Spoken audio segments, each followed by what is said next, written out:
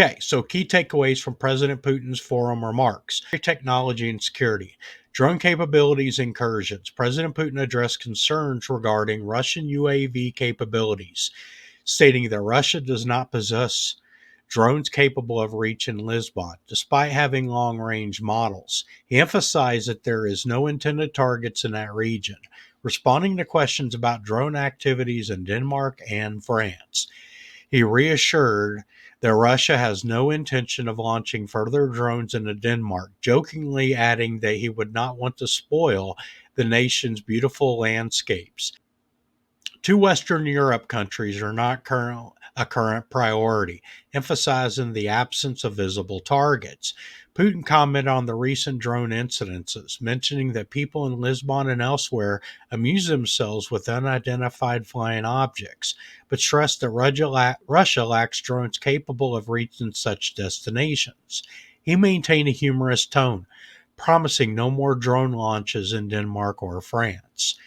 Now, let's talk about NATO relations and the geopolitical stance. President Putin stated that Russia had twice expressed readiness to join NATO, but was refused both times. He dismissed suggestion of Russia attacking NATO, calling such claims impossible to believe and absolute nonsense. He advised European leaders to remain calm and address their internal issues, referencing unrest on the European streets.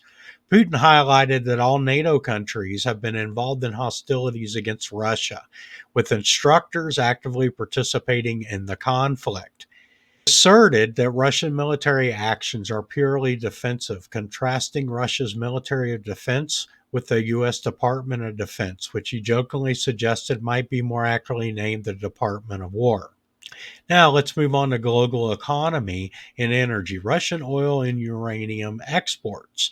Putin stressed the significance of Russian oil exports. Global economy, warning that prices would surge without Russian supply. He noted that Russia is the second largest supplier of uranium to the United States and earned approximately $800 million from uranium sales to the U.S. in the previous year.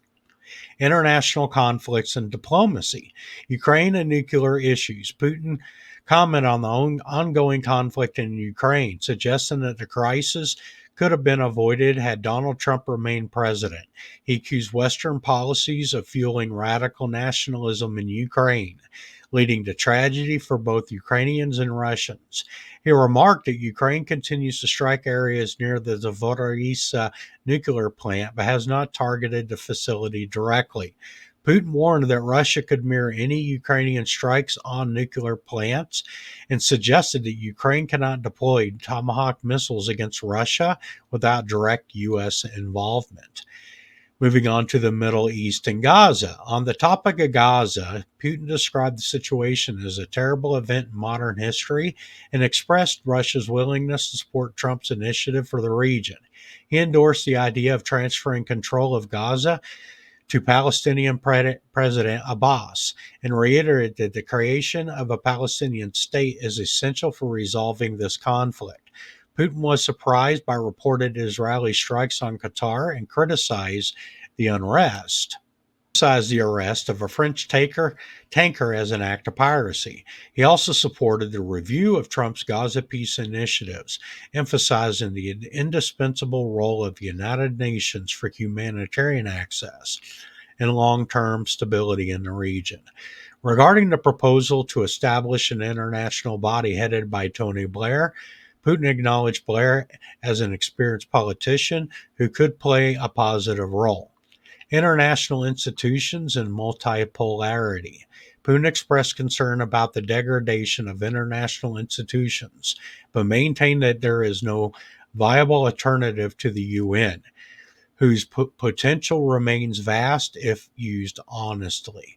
He highlighted the growth of organizations like BRICS and the SCO, describing them as consensus-based, non-hierarchical structures that embody multipolar diplomacy. He asserted that the world has entered a truly polycentric area with an unprecedented number of states seeking influence over global processes. This, he said, makes a qualitatively new phenomenon in international relations. Now, moving on to domestic issues and leadership, Putin's presidency in Russian society. Putin clarified that he is not an emperor, but a president elected by popular vote for a set term. He described Russian society as resilient and proud, noting that the country has set a record for the number of sanctions imposed but has remained stable. He emphasized Russia's commitment to diversity, traditions, and cultural identity, rejecting accusations of racism and stating that the monotony makes the world dull. Putin halted Russia's relationship with India, praising Prime Minister Modi as a reasonable and wise leader who defends his country's interest. He confirmed plans to visit India in early December. Modern warfare and security, technological advancements, and information warfare. Putin discussed the evolving nature of warfare and noted that unmanned systems, air, land, and sea, are reshaping military tactics. He stated that modern war includes not only military actions, but also information attacks, economic disruptions, and efforts to fracture societies from within.